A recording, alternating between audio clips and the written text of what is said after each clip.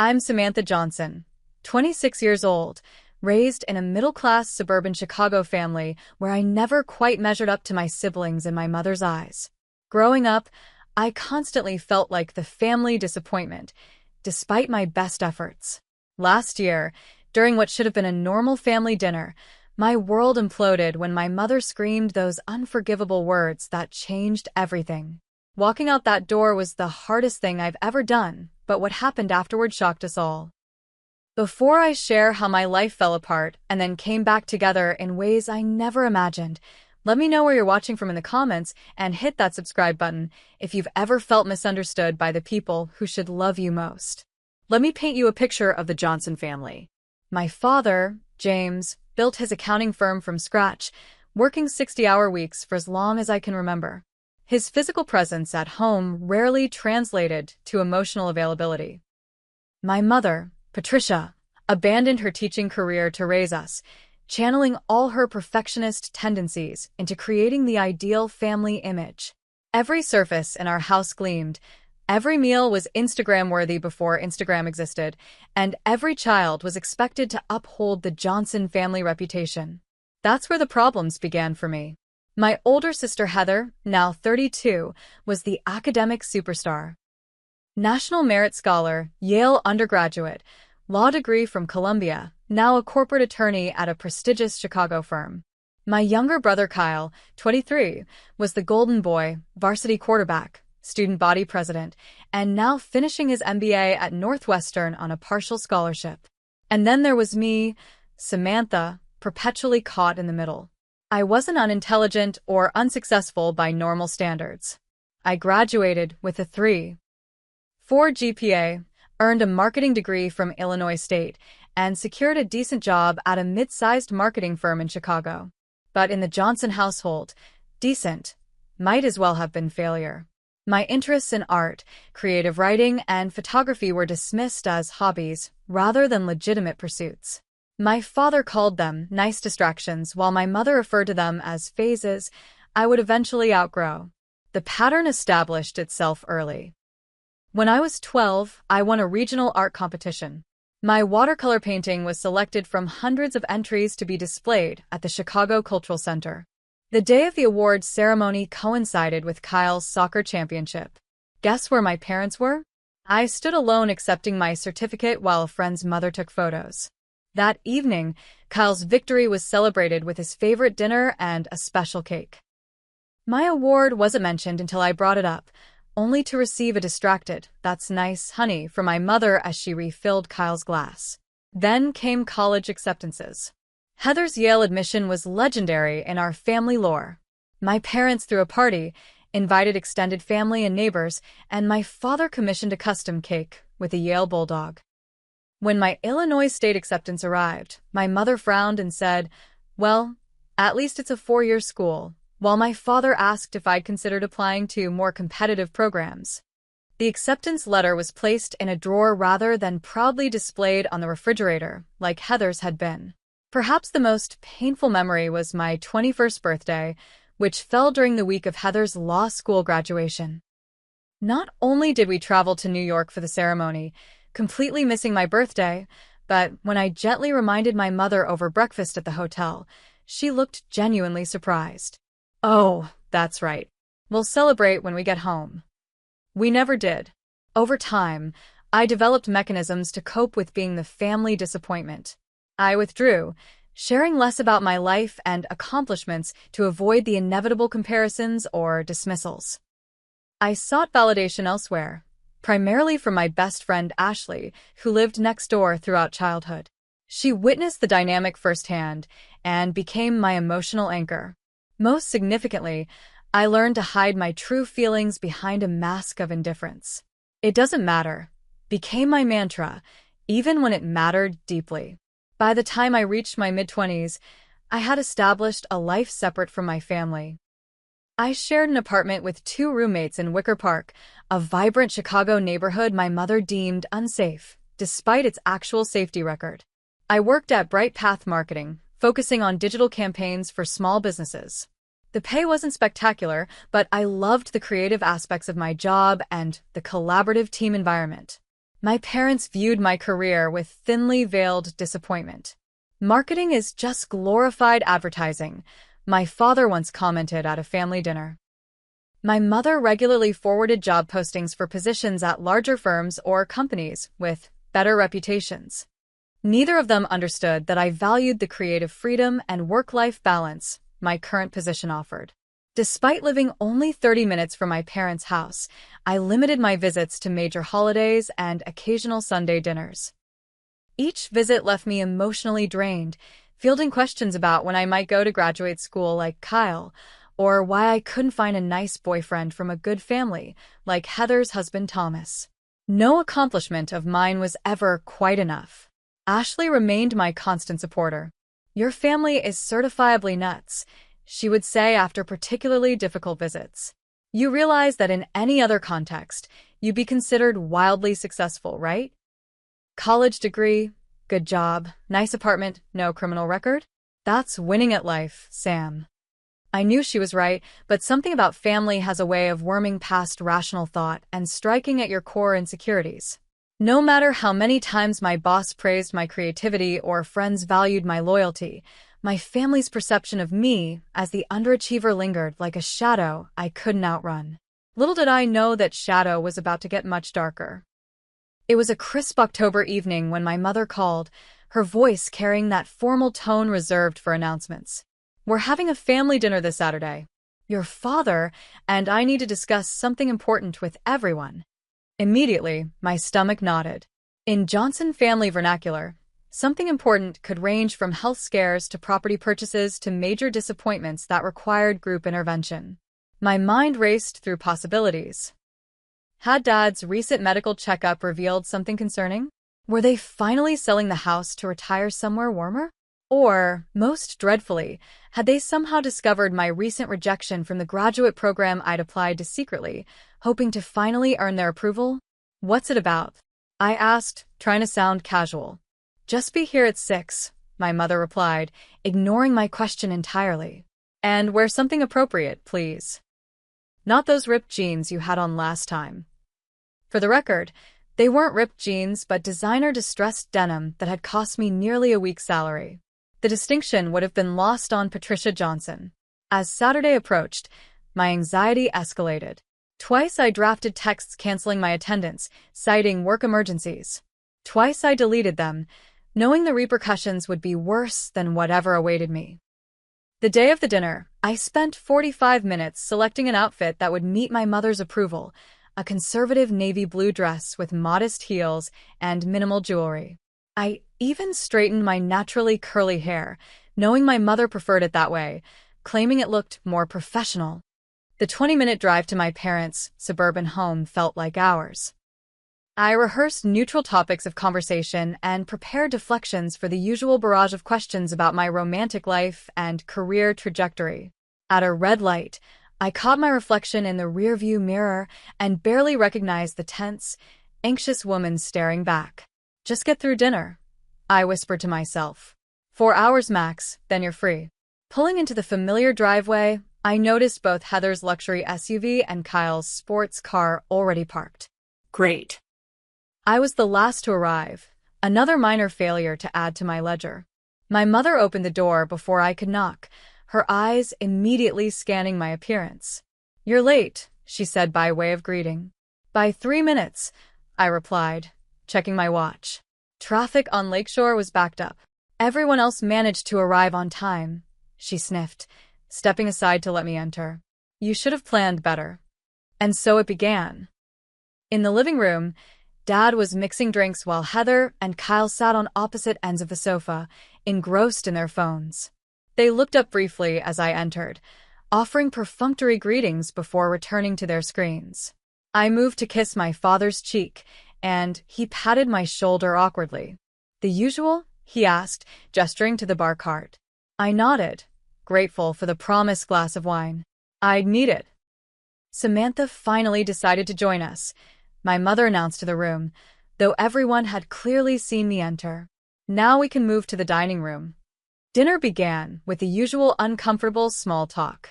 Heather discussed a high-profile case her firm was handling, carefully omitting confidential details while ensuring we understood the magnitude of her responsibility. Kyle detailed his business school projects and networking connections, including a promising internship opportunity at a venture capital firm. My father nodded approvingly throughout their updates, occasionally asking informed questions that demonstrated his engagement with their lives. When the conversation inevitably turned to me, I shared news about a successful campaign I'd recently managed for a local restaurant chain that had increased their foot traffic by 30%. That's nice, my mother interjected before I'd finished explaining the creative concept. Kyle, tell Samantha about your professor's comment on your last presentation. And just like that, I was sidelined again. I took a large sip of wine and resigned myself to being a spectator at my own family dinner. The tension in my shoulders had just begun to ease slightly when my mother clinked her glass, calling for attention. "We have wonderful news to share," she announced, her face lighting up in a way it rarely did when I was the topic of discussion. "Kyle and Melissa are engaged." The table erupted in excitement. My father opened a bottle of champagne he'd apparently had chilling, while Heather immediately began discussing potential wedding venues. I sat frozen, processing both the news and the realization that I appeared to be the only one hearing it for the first time. "When did this happen?" I asked during a momentary lull. Kyle looked slightly uncomfortable. "About 3 weeks ago. I proposed to her parents' lake house." 3 weeks, I repeated. "And I'm just hearing about it now." An awkward silence fell before my mother replied. "We had a small celebration the weekend it happened. You were busy with work, as usual." The truth hit me. I hadn't been informed, let alone invited. The "as usual" was just gaslighting, implying my absence had been my choice rather than their exclusion. "Congratulations, Kyle," I managed, forcing a smile. "Melissa is wonderful. You two are perfect together." That much, at least, was sincere. I genuinely liked Kyle's girlfriend, now fiancé, who had always been kind to me despite my family's dynamic. As the dinner progressed, I learned more about how to the loop I truly was. The engagement ring had been our grandmother's, reset with additional diamonds. A decision made without even mentioning it to me, despite my close relationship with Grandma Johnson before her passing. The wedding was tentatively planned for June at the country club. Melissa's father, Dad's business associate, had already secured the date. When I finally found an opening to share my own good news, a promotion to campaign manager with a significant raise, my announcement landed with all the impact of a feather on carpet. "That should help with your student loans," my father commented, before immediately turning to Kyle. "Speaking of which, I've set up a meeting with my financial advisor to discuss funding options for your MBA program." The knife twisted. My father had refused to help with my student loans, insisting I needed to learn financial responsibility. Apparently, that lesson was exclusive to middle children. Kyle, perhaps sensing my discomfort, attempted a compliment that came out as condescension. "Marketing seems like a fun job. Not too stressful, right? It must be nice having a simple career that doesn't require constant studying like med school or law." I excused myself to the bathroom, hands shaking with suppressed emotion. Once safely behind the locked door, I called Ashley. "They're impossible," I whispered harshly after explaining the situation. "Kyle's engaged, and they had a celebration without even telling me. And now they're planning this whole wedding like I'm some distant acquaintance who just needs a save-the-date card." "That's seriously messed up," Ashley replied, her indignation on my behalf oddly comforting. "What are you going to do?" "What can I do? Cause a scene at dinner?" That would just confirm their opinion that I'm the unstable, emotional one. "Sam," Ashley's voice turned serious. "At some point, you have to stand up for yourself. This isn't just rude, it's emotional abuse. They're treating you like you don't matter." Her words hit home. Years of therapy had helped me recognize the dysfunction in my family, but I still struggled with confrontation, especially with my mother. "You're right," I finally said. "I can't keep pretending this is normal. Do you want me to come get you? I can be there in 20 minutes. I considered the offer. "No. I need to handle this myself. But stay by your phone, okay? Always. Remember, you deserve basic respect." That's not asking too much. I splashed cold water on my face, reapplied my lipstick, and returned to the dining room with a newfound determination. For once, I wouldn't swallow my feelings to keep the peace. For once, I would demand the respect I deserved. When I returned to the table, the conversation had moved on to wedding colors and floral arrangements. My mother was suggesting elegant cream and blush roses, while Heather advocated for something more distinctive. Neither noticed my return until I deliberately pulled out my chair, causing it to scrape loudly against the hardwood floor. "I think wildflowers could be beautiful for a June wedding," I offered, trying to join the conversation constructively. "They look stunning at the country club with all those windows overlooking the gardens." My mother's lips thinned. "Wildflowers are far too casual for a proper wedding, Samantha. This isn't a backyard barbecue." "Some wildflower varieties are actually quite sophisticated," I persisted. "And they'd be meaningful since Kyle and Melissa enjoy hiking together." "I don't think you understand the standards we're aiming for," my mother replied dismissively. "This will be the social event of the season. The Wilsons have connections throughout Chicago's business community." The implication was clear. My aesthetic sensibilities weren't refined enough for the occasion. Before I could respond, the doorbell rang. "That must be Melissa," my mother said, instantly brightening. "She's joining us for dessert." Kyle jumped up to answer the door, returning moments later with his fiancée. Melissa looked lovely in a simple blue dress, her blonde hair pulled back in an elegant ponytail. She greeted everyone warmly, giving me a genuine hug. "Samantha, it's so good to see you. It's been ages." "Congratulations on your engagement," I said sincerely. "I just heard the news." A flicker of confusion crossed her face. "Oh, I thought, well, thank you. We're so excited." My mother swooped in, guiding Melissa to a seat beside Kyle. "We were just discussing the wedding plans. I've already contacted Marie at the club about the menu options."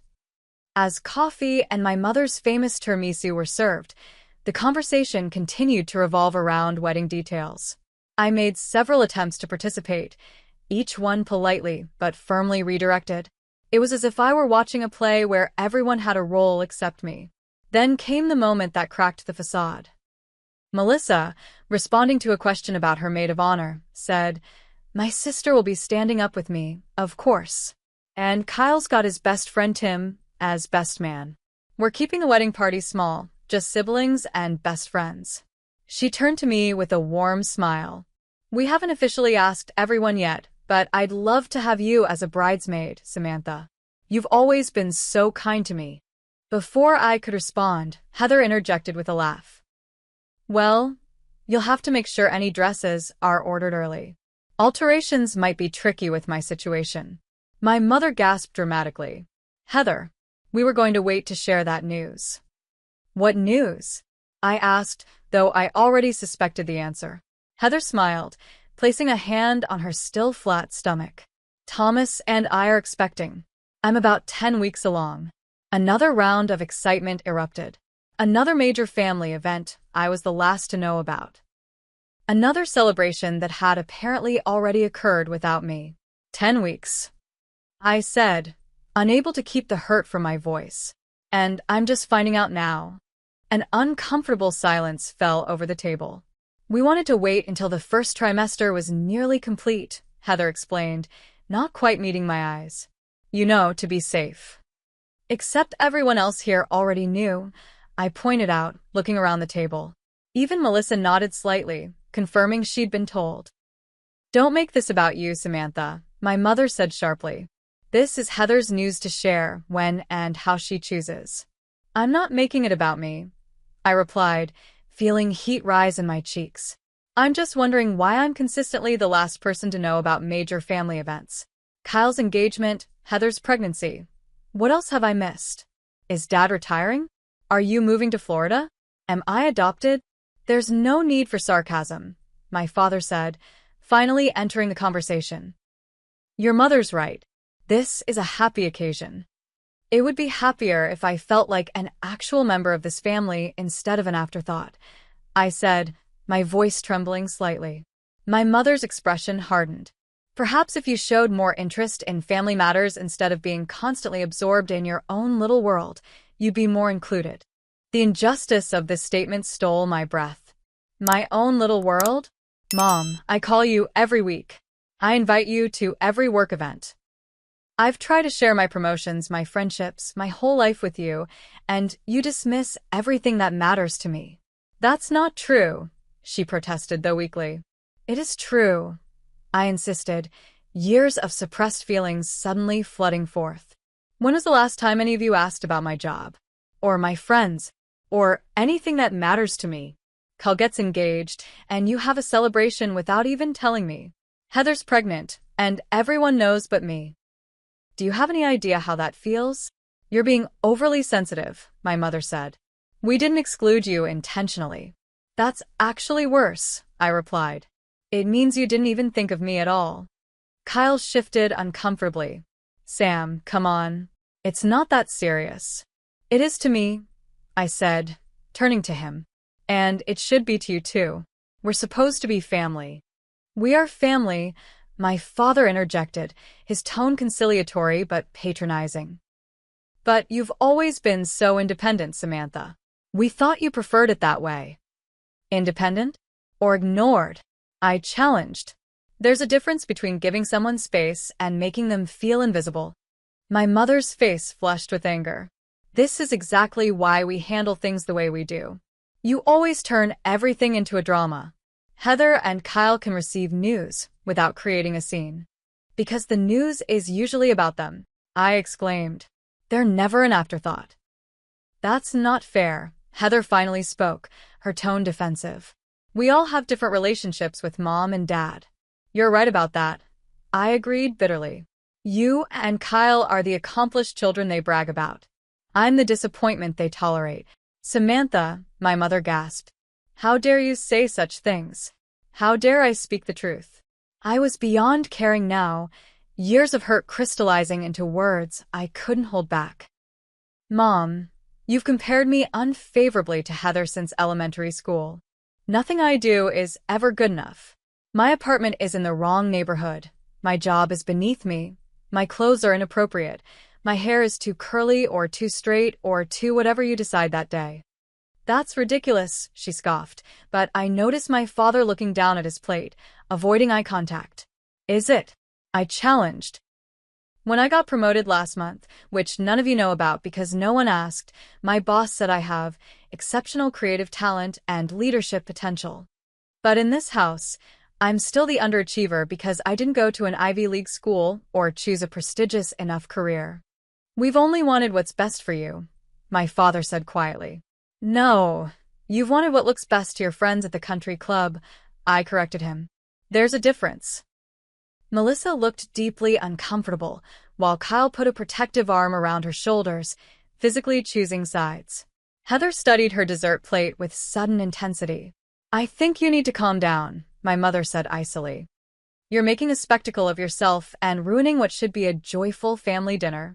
A joyful family dinner, where I'm treated like an unwelcome guest, I replied. Tell me honestly, Mom. If I hadn't been able to come tonight, would anyone have really missed me? Or would it have been easier because you wouldn't have to pretend to be interested in my life? The question hung in the air, met with damning silence. My mother's face transformed, her carefully maintained composure cracking to reveal a fury I'd glimpsed only a few times throughout my childhood. Those rare displays of raw emotion had always terrified me into compliance, but something had fundamentally shifted inside me. I was no longer the little girl desperate for approval. I was a grown woman demanding basic respect. How dare you question our love for you? She hissed, her voice vibrating with anger. After everything we've done, the sacrifices we've made, the opportunities we've provided. Love isn't measured in sacrifice or opportunity, I replied, surprised by the steadiness in my voice. It's in the everyday moments. The listening, the support, the acceptance. Philosophical nonsense, she dismissed. This is exactly why you struggle in the real world, Samantha. You live in some fantasy where feelings matter more than achievement. The comment struck me as so fundamentally revealing of our disconnect that I almost laughed. They do matter more, Mom. At least to me. And that's why Heather is a successful attorney and Kyle is getting his MBA while you're still making advertisements for restaurants, she snapped. The room fell silent. Even my mother seemed to recognize she'd crossed a line. My father cleared his throat uncomfortably. Patricia, he murmured, that's not fair. His weak defense came too late. The damage was done. I'm good at what I do, I said quietly. I help small businesses thrive. I create campaigns that connect with real people. I'm sorry that's not impressive enough for you. It's not about impressive, my mother insisted, though we all knew that was exactly what it was about. It's about living up to your potential. My potential as defined by you, I clarified. Have you ever considered that I might be perfectly happy with my choices? That success might look different to me than it does to you. She scoffed. Convenient rationalization for settling for less. The dismissal triggered a flashback to my 14th birthday. I'd proudly shown my mother a short story that had won a school competition. Instead of congratulating me, she'd frowned at the certificate. Creative writing isn't a practical skill, Samantha. You should focus on subjects that will lead to a real career.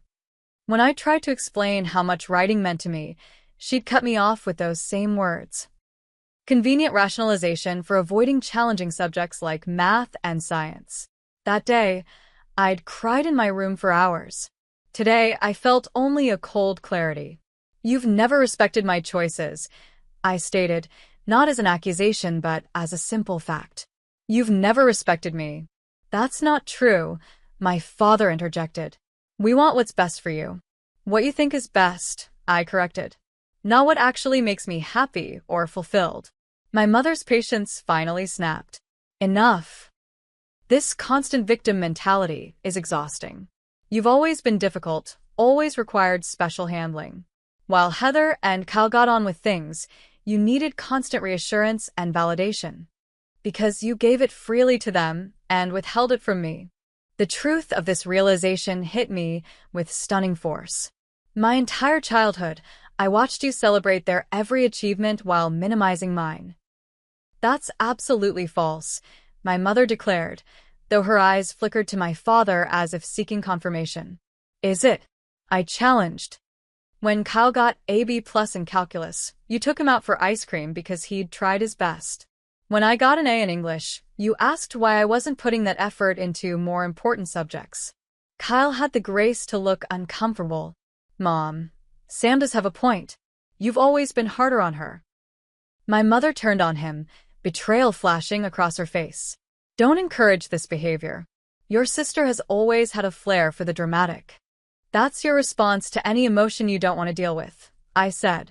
Label it dramatic or inappropriate or inconvenient, so you don't have to acknowledge it might be valid. I don't have to sit here and be psychoanalyzed in my own home, my mother declared, standing abruptly. This is absolutely unacceptable. What's unacceptable is how you've treated me for 26 years, I replied, also rising to my feet. What's unacceptable is being excluded from family celebrations and treated like an inconvenience rather than a daughter. My mother's face contorted with rage. You ungrateful child. After everything we've done for you, the opportunities, the education, the support. Support. I echoed incredulously. When have you ever truly supported me? My art, my writing, my career choices. You've criticized every single one. Because we expected more from you, she shouted, abandoning all pretense of composure. Because we knew you could do better than mediocrity. The word hung in the air like poison. Mediocrity. The ultimate indictment in the Johnson family value system. I am not mediocre, I said, my voice low but firm. I am creative, dedicated, and good at what I do. The fact that you can't see that says more about your limitations than mine. My mother's face went white with fury. You're ungrateful. Get out and never come back, she screamed, pointing at the door. If we're such terrible parents, if we've damaged you so deeply with our expectations and opportunities, then go. See how you fare without our support. The room fell into shocked silence. Even my mother seemed startled by her outburst, though she didn't retract it. My father half rose from his chair. Patricia, she doesn't need to leave. Samantha, your mother doesn't mean that. But his weak protest only highlighted his perpetual role as peacekeeper rather than protector. Never once in my childhood had he definitively stood against my mother's treatment of me. Why would tonight be different? I looked around the table. Melissa appeared mortified, her eyes wide with shock. Kyle stared at his plate, avoiding eye contact. Heather examined her manicure with sudden fascination. In that moment, with stunning clarity, I saw the truth of my family dynamic. This wasn't love. This wasn't support. This wasn't even normal dysfunction. This was toxic, and it had been poisoning me for years. With a strange sense of calm, I placed my napkin on the table and stood. I think I will leave. Not because you've ordered me to, but because I finally understand that I deserve better than this. I gathered my purse and jacket, moving with deliberate dignity despite my shaking hands. If you walk out that door, don't expect to be welcomed back, my mother warned, her voice cold. I paused at the threshold of the dining room and turned. You know what's truly sad? A real family wouldn't require me to earn my place at the table. Love shouldn't be conditional on meeting your expectations. I hope someday you realize what you've thrown away. With those words, I walked through the front door into the cool October night. My legs carried me to my car on autopilot while my mind reeled with the magnitude of what had just occurred.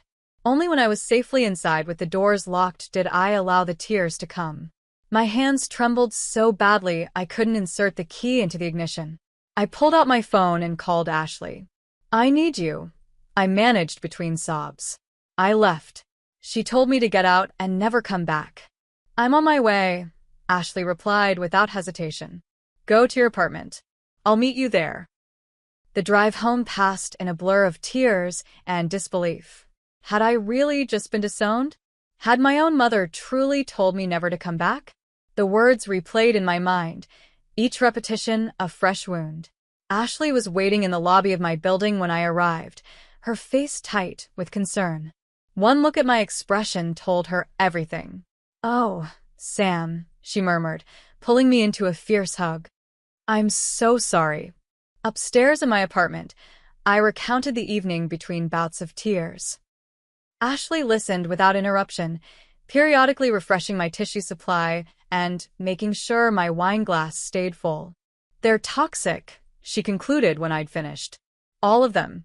Your mother is the ringleader, but your dad and siblings are complicit. They're still my family, I whispered, the reality of what I'd lost beginning to sink in. Biology doesn't give anyone the right to treat you that way, Ashley insisted. Family is supposed to build you up, not tear you down. I nodded, too exhausted to argue. Later, curled under a blanket on my sofa, I felt oddly split in two.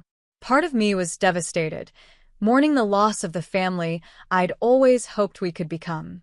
Another part felt a strange liberation, as if I'd finally put down a crushing weight I'd carried for decades. What do I do now? I asked Ashley as she prepared to leave, having made sure I was calmer. You live, she said simply. On your terms, without their judgment as your soundtrack. That night, I cried myself to sleep, but the tears felt different somehow. Less like despair, and more like release. Like the necessary pain of cleaning a wound that had been infected for far too long. The first week after the confrontation passed in a haze of emotional extremes. I'd wake up feeling empowered and liberated, convinced I'd made the right decision in standing up for myself. By afternoon, doubt would creep in, accompanied by waves of grief so intense they left me physically nauseated. Evenings brought anxiety, checking my phone compulsively for messages from my family that never came. Is it normal to feel this unstable? I asked Ashley during one of her daily check-in calls. One minute I'm relieved, the next I'm devastated, then I'm furious, then I miss them terribly. Completely normal, she assured me. You're grieving, Sam. Not just the relationship you lost, but the one you never had in the first place. That perspective helped. I wasn't just mourning the current estrangement, but the lifetime of conditional love and impossible standards that had preceded it. On day 9, my father finally texted, "Your mother needs time. Let things cool down before reaching out." The message infuriated me. Once again, he was enabling her behavior while placing responsibility on me to fix a situation I hadn't created. I drafted several replies before settling on, "I'm not the one who needs to reach out.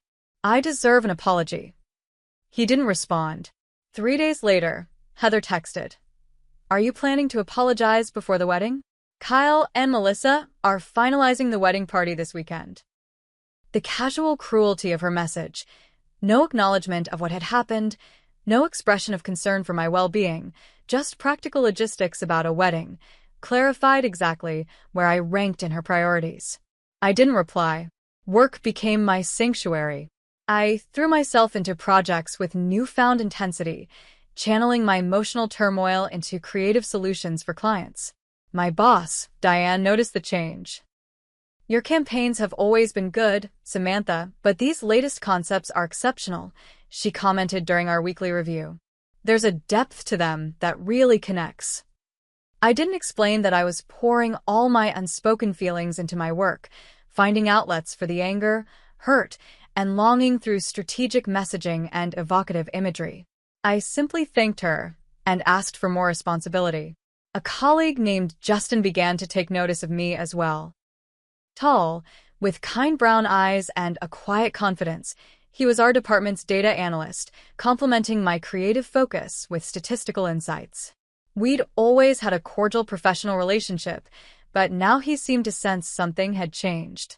"You okay?" he asked one evening as we both worked late, the office mostly empty.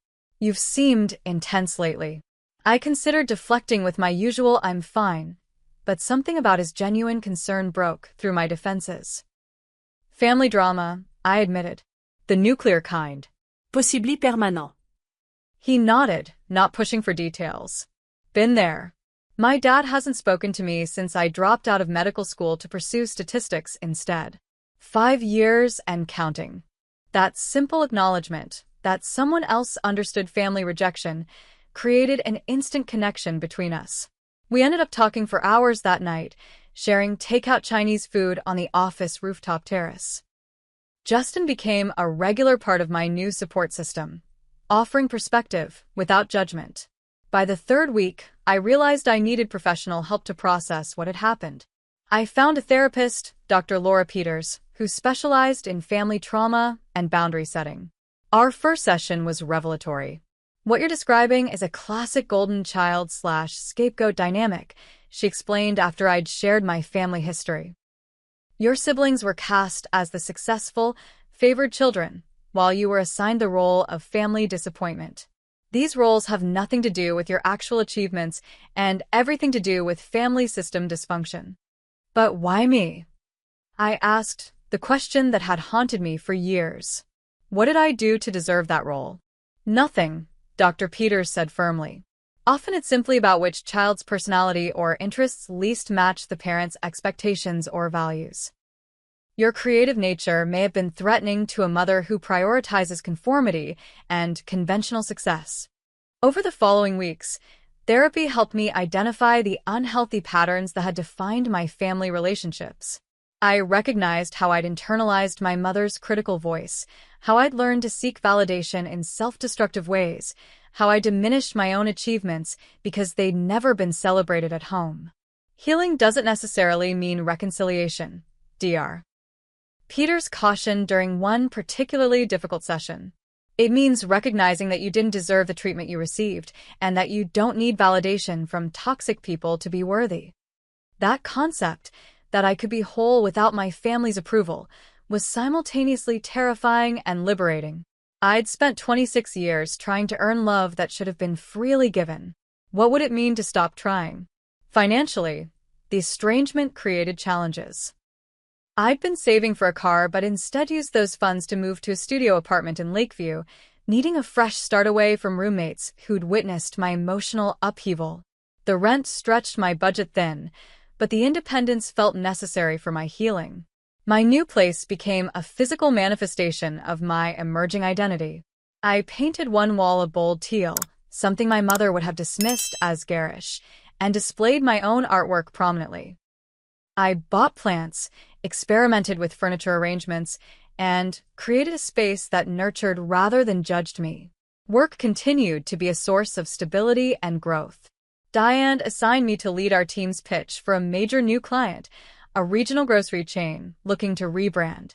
The project consumed my evenings and weekends, but the creative challenge provided welcome distraction from my personal turmoil. Justin and I began spending more time together, our professional collaboration evolving into friendship. He'd stop by my office with coffee just when I needed it most, or text random dated jokes that somehow always made me smile. He never pushed for more than I was ready to give, seeming to understand intuitively that I was still healing.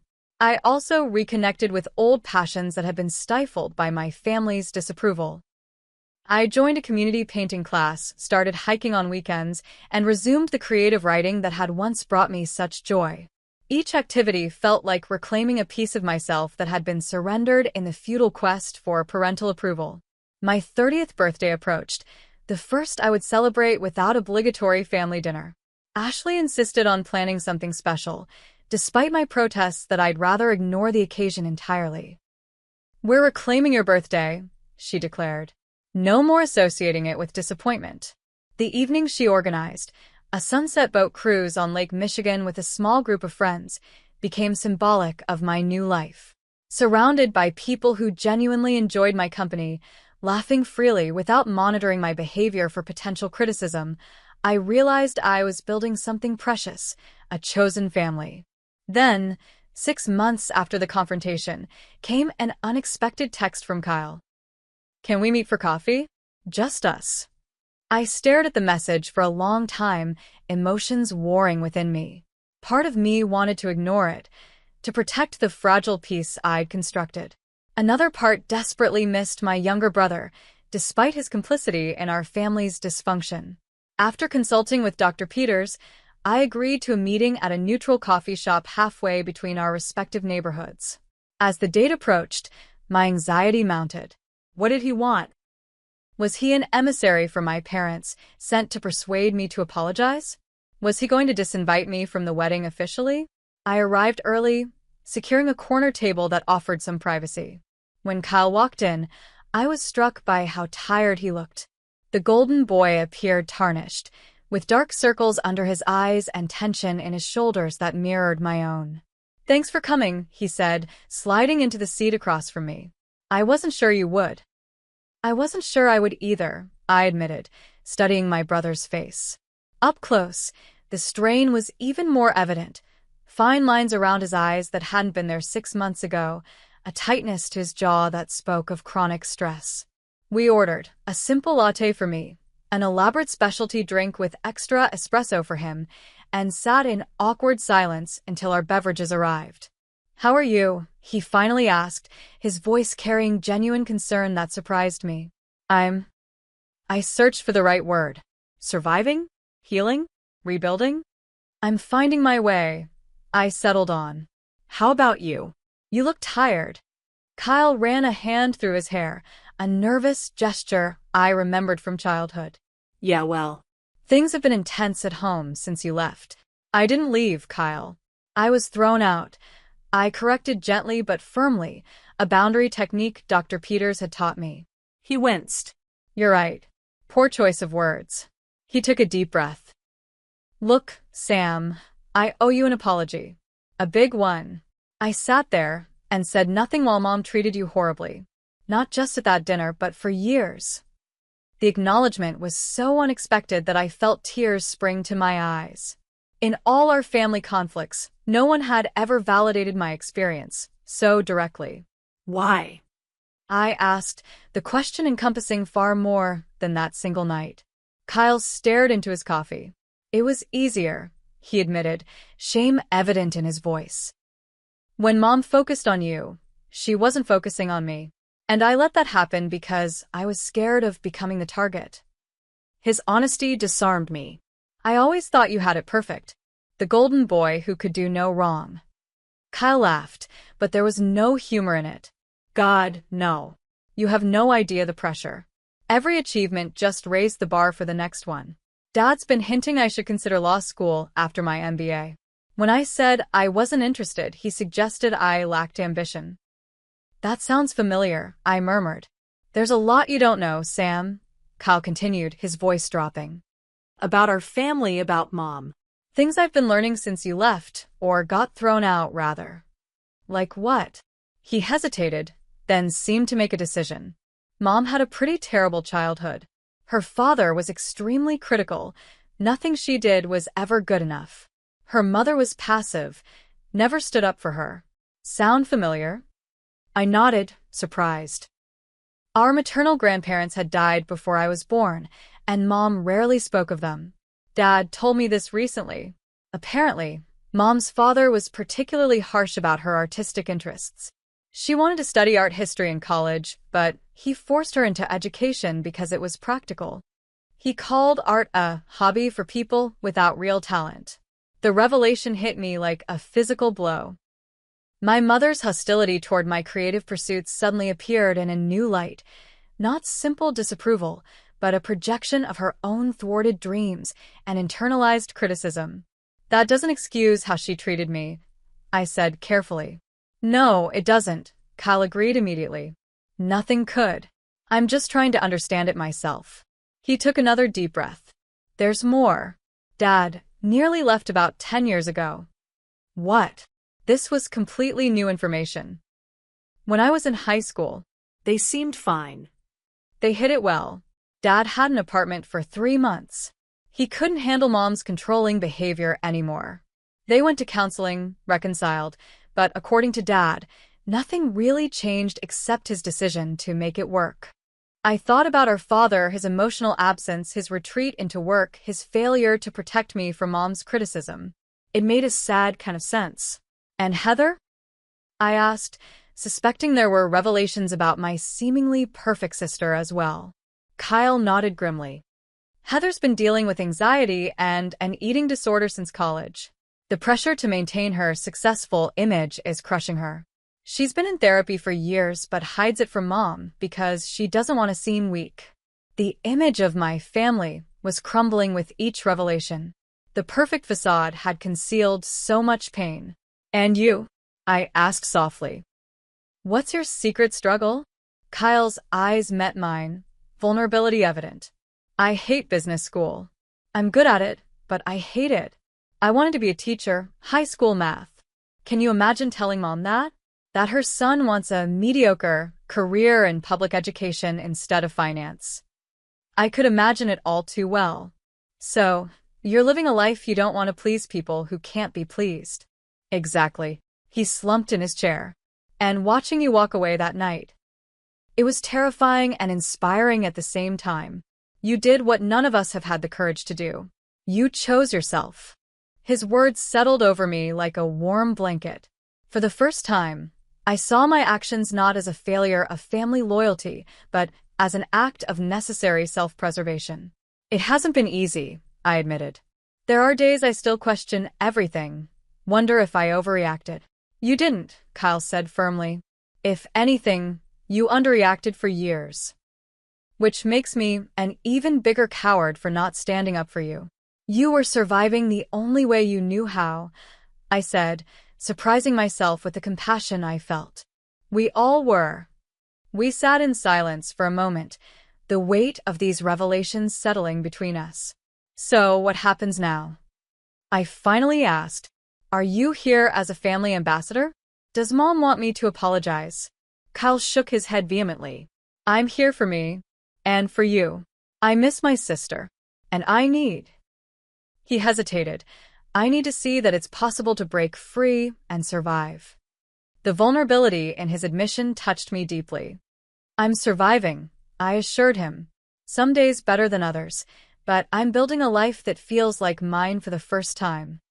That's what I want too, he said quietly. And there's something else. I want you to meet with Melissa. Away from the family. She's been asking about you, worried about you. Melissa? I was surprised. Though I'd always liked Kyle's fiancée, We weren't particularly close. She saw everything that happened that night.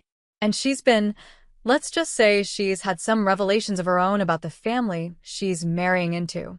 Curiosity piqued. I agreed to meet Melissa for lunch the following weekend. That meeting proved even more illuminating than my conversation with Kyle. Melissa, elegant as always but with the same strain evident in her expression, hugged me tightly when we met at a small bistro near her office. "I've been so worried about you," she said. That night I've never seen anything like it. I had no idea your family dynamic was so toxic. Welcome to the Johnsons, I said wryly. Still sure you want to marry in? She smiled weakly. That's actually something I wanted to talk to you about. Kyle and I are reevaluating certain aspects of our wedding plans. Over lunch, Melissa revealed how my mother had steamrolled every wedding decision, from the venue to the flowers to the guest list. She insisted we invite business associates I've never met while limiting my college friends because the club has space constraints. More disturbing were her observations about how my parents interacted with each other and with Kyle. Your father defers to your mother on everything, even when he clearly disagrees. And the way she critiques Kyle's every decision, it's subtle but constant. I didn't really notice it until that night with you, but now I can't unsee it. What does Kyle say? I asked. He's conflicted. He wants to please them, it's so deeply ingrained, but he's also starting to question everything. Your leaving created ripples you can't imagine, Samantha. It's like you broke some family spell of silence. She hesitated, then added, I should warn you. Your mother has been telling people you had a mental health episode and needed space from the family. She's controlling the narrative to extended family and friends. Though painful, the information didn't surprise me. It fit my mother's pattern of managing appearances above all else. There's something else, Melissa continued. Kyle told me his father mentioned you'd be welcome to visit him for lunch when your mother is at her charity meetings. He's not ready to openly defy her, but he's creating a small opening. I finished, emotions conflicted. Part of me wanted to reject this covert connection as insufficient. Another part recognized the significance of even this tiny rebellion in our family system. Over the following weeks, a cautious new relationship developed between Kyle, Melissa, and me. We met regularly, always at locations far from my parents' usual haunts. Kyle shared more family history he was uncovering through conversations with our father and estranged relatives. I offered perspective from my therapy insights. Melissa provided the outsider view that helped us see our family dynamics more clearly. During one such meeting, Kyle revealed that our mother had refused therapy despite our father's ultimatum. Dad actually told her he would consider separation if she didn't get help. She said he was being manipulated by therapists who create problems to solve. That tracks, I said, unsurprised. Acknowledging she needs help would mean acknowledging she's not perfect. As Kyle and Melissa navigated their wedding planning, I found myself in the unexpected position of helping my brother establish boundaries with our parents. I shared techniques from my therapy books that had helped me understand family dysfunction, and most importantly, unwavering support when he made difficult stands against our mother's control. How did you find the courage? He asked me one evening after successfully insisting on a smaller, more personal wedding against our mother's objections. To walk away knowing you might lose everything? I considered the question carefully. I think I realized I'd already lost the most important thing, my sense of self. Everything else felt secondary after that. In these conversations, I discovered a strength I hadn't known I possessed. The very experiences that had wounded me had also forged resilience and insight that now helped my brother navigate his own path to authenticity. 4 months after our first coffee meeting, Kyle called with news that Heather had reached out to him, expressing interest in the changes she'd observed in him. She asked if I'm in therapy, he said, excitement in his voice. Not accusingly, but like she's considering it herself. The dominoes are falling. I mused, feeling a complex mix of vindication and sadness. It shouldn't have taken my expulsion from the family to begin breaking these unhealthy patterns, but I was grateful change was happening nonetheless. You started this, Kyle said. By refusing to play your assigned role anymore, you showed us all it was possible to choose differently. His words helped heal something deep within me. The pain of rejection remained, but alongside it grew a quiet pride in the courage it had taken to stand up for myself.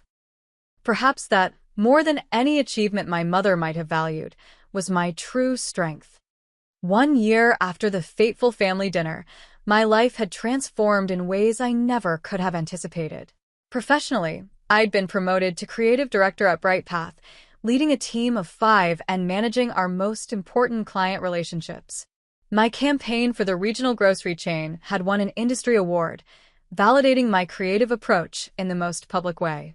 Personally, the changes were even more profound. Justin and I had begun dating 6 months earlier, our friendship evolving naturally into romance.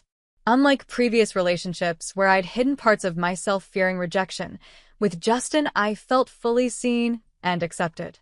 He understood my family history without judgment and supported my healing journey with patience and compassion. My relationship with Kyle had deepened into a genuine friendship. He and Melissa had married in a small ceremony at her parents' lake house, with only 30 guests, none of whom were business associates. I'd stood beside Melissa as a bridesmaid, while our parents had attended as guests with clearly defined boundaries about their involvement. The event had been tense but manageable, a testament to Kyle's growing ability to prioritize his own needs over family expectations. Perhaps most surprisingly, Kyle and Melissa's daughter, my niece Emma, had been born 3 months ago, creating a new generation of our family with the opportunity for healthier patterns. Holding that tiny, perfect baby in my arms, I'd made a silent promise that she would grow up knowing her worth wasn't tied to achievement or appearance or others' expectations. My relationship with Heather had evolved as well, though more tentatively. After Kyle's wedding, she'd reached out with hesitant questions about my therapy experience. Our conversations remained somewhat guarded, but I sensed her gradually recognizing the dysfunction that had shaped us all. She'd begun seeing a therapist herself, though she hadn't yet disclosed this to our mother. As for my parents, the situation was complex. My father had started attending therapy alone, a step that surprised us all. He occasionally invited me to lunch when my mother was occupied elsewhere, our conversations awkward, but increasingly honest. He never explicitly apologized for his role in my childhood, but his consistent effort to maintain connection represented progress I'd never expected. My mother remained the most resistant to change. I'd established minimal, highly structured contact, holiday cards, brief responses to the occasional text, maintaining firm boundaries while leaving the door slightly ajar should she ever choose to walk through it with genuine accountability. Dr. Peters had helped me understand that forgiveness didn't require reconciliation, especially when the harmful behavior continued. My chosen family had expanded beyond Ashley to include colleagues who'd become friends, neighbors in my apartment building, and members of my painting class. Sunday dinners, once a source of dread, became joyful gatherings in my small but welcoming apartment, filled with laughter and acceptance. Then came an unexpected invitation. My father texted asking if I would meet him for dinner, alone, at a restaurant midway between our homes. The formal nature of the request, so different from our casual lunch meetings, signaled its importance. I arrived at the upscale Italian restaurant to find my father already seated, looking both nervous and determined. After ordering, he took a deep breath and began speaking with uncharacteristic directness. "Samantha, I owe you an apology. Not just for that night, but for your entire childhood. I failed you as a father." The words I'd never expected to hear left me momentarily speechless. I should have protected you from your mother's criticism. I should have celebrated your achievements instead of comparing them to your siblings. I should have seen you for the remarkable person you are, not for who we wanted you to be. Tears filled my eyes. "Why didn't you?" I asked, the question I'd carried for years. He looked down at his hands. "Fear, primarily. Fear of your mother's disapproval, fear of conflict, fear of failing as a husband if I contradicted her parenting." I convinced myself staying silent was maintaining peace, when really, I was just avoiding courage. That cost me a lot, I said quietly. It cost us all, he agreed. My relationship with you, your sense of security, our family's health. I'm deeply sorry, Samantha. I know an apology doesn't undo the damage, but I want you to know I recognize it now. The therapy is helping me see things I've been blind to for decades. We talked for hours that night, with more honesty than we'd ever shared. He told me about his own emotionally distant father, his determination to provide financially for his family even at the cost of emotional connection, his gradual awakening to the toxicity he'd enabled. Your mother has been diagnosed with hypertension, he mentioned toward the end of our dinner. Her doctor believes stress is a contributing factor. I tensed, anticipating a request for reconciliation for my mother's health. Instead, he surprised me. I'm not telling you this to pressure you into contact. I respect the boundaries you've established. I just thought you should know, as it's affecting some of her behaviors and choices. Is she considering therapy yet? I asked, already knowing the answer. He shook his head. She sees her health issues as purely physical, not connected to emotional patterns. But she has agreed to meditation for stress management, which is at least a small step. As we parted that evening, my father hugged me, a real embrace, not the awkward pat he'd always offered before. I'm proud of you, Samantha, he said, his voice thick with emotion. Not for what you've achieved, though that's impressive, but for who you are. Your courage, your compassion, your integrity. I hope you can forgive me someday. I'm working on it, I replied honestly. Forgiveness is a process, not an event. He nodded, understanding. I'll keep showing up if you'll let me. Not to earn forgiveness, but because I want to know my daughter. That Thanksgiving, 1 year and 1 month after being told never to return, I hosted a gathering in my apartment. Ashley came with her new boyfriend. Justin arrived early to help cook. Kyle, Melissa, and baby Emma drove in from their new home in Evanston. 2 colleagues from work and my favorite neighbor completed our group. My father stopped by briefly in the afternoon, bringing a pumpkin pie and spending an hour holding his granddaughter and engaging awkwardly but sincerely with my friends. My mother remained absent, a choice I'd made peace with.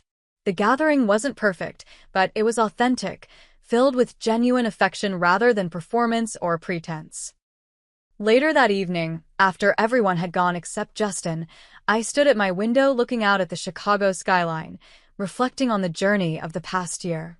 Penny for your thoughts, Justin said, coming up behind me and wrapping his arms around my waist. I was just thinking about family, I replied.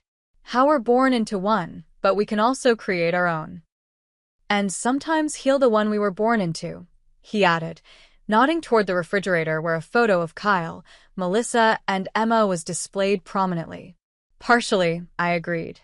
Some wounds never fully heal, but we learn to live with the scars.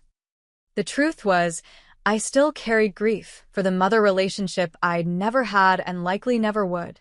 I still felt twinges of the old pain when achievements went uncelebrated by the people who should have been my biggest cheerleaders. But alongside that grief grew something stronger: self-acceptance, authentic connections, and the freedom to define success on my own terms. My journey had taught me that true love doesn't demand you diminish yourself to deserve it.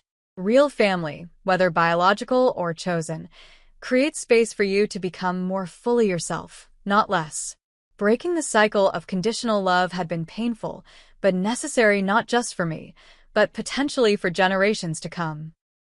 As I looked around my modest apartment, filled with evidence of the life I'd built, artwork I'd created proudly displayed, photos of genuine celebrations, books that had guided my healing journey, I felt a sense of peace that had eluded me for 26 years.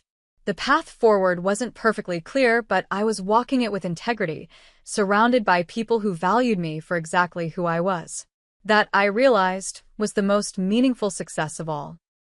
Have you ever had to walk away from a toxic relationship for your own well-being? Or perhaps you've been the bridge to healing in your own family.